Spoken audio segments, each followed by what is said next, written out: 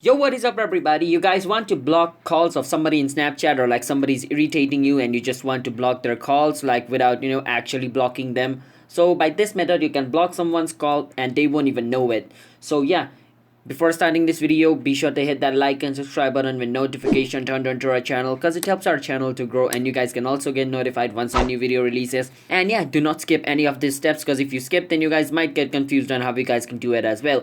So let's start the video now. To block someone's Snapchat call, basically open Snapchat, log into your account and go to your chats. Once you're in your chat, hold on the person's name which you want to block call of. So let's say I want to block his call. I can hold on his name and this screen pops up. After this screen pops up, I can click on more.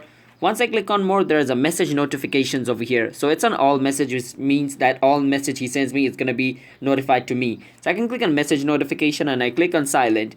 Now all the message like chat, snap and calls is gonna be blocked, which means that he sends me all of this stuff but I won't get notification from it. I need to go into Snapchat and go into his profile personally to see if he has sent me anything or not. Just like this, I need to enter in his chat to see if he sent me something, because I won't get any notification. So that's basically how you block someone's Snapchat call.